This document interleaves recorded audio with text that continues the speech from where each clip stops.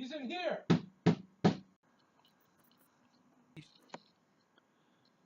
Good evening, denizens of the asylum. Yet again I have managed a barricade, and I have comfortably sat myself behind Dr. Egginson's desk. It's Friday, we've hid our pills under our tongues, and it's time for By an Idiot. I am your idiot, Mr. Clown.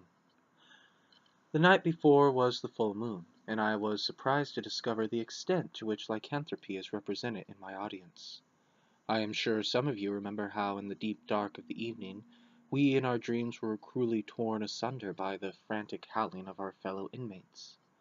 I estimated a good 20 voices, 20 souls within the pack. To all you wolfmen out there, I know how tough it can be. You see, my brother was bitten by a werewolf. It was terrible. Every month or so afterwards, our mother would, with tears and sobs, resort to calling the dog catcher to see if he'd any sight of little Timmy. You may think it's hard when the demon claws itself out from under your skin to begin its bloody rampage, but if you tried watching it, I have, every month for at least 12 years, it's disgusting. I had to share a room with Timmy, even when he started shedding. That hair got everywhere.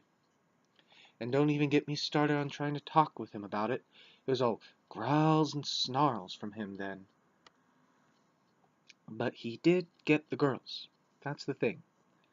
Now, I know being a werewolf has its downsides. The cost of razors is enormous, and pulling up stakes whenever the townspeople get all pitchforky is no mean expense either. However, being cursed with the ravenous spirit of bottomless fury may on occasion be beneficial. Just consider. Would you be here listening to my voice now, if not for that curse? Would the state be footing the bill for the most excellent accommodations of this fine establishment, were it not for your curse?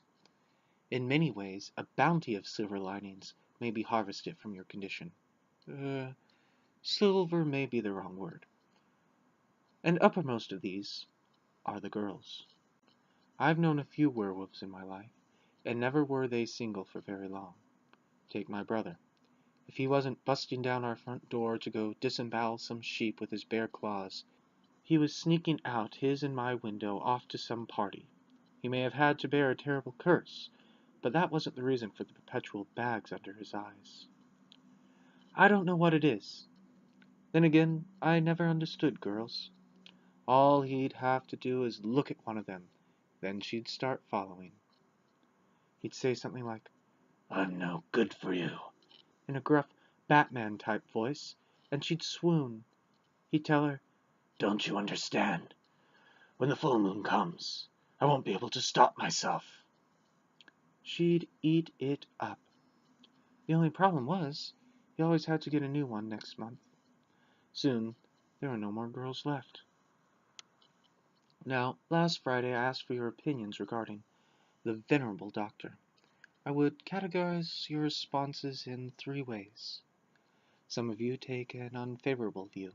You wish to be free from here, something you cannot be without first getting the good doctor's certificate of release, his stamp approving your sanity. But is this any reason to dislike the man?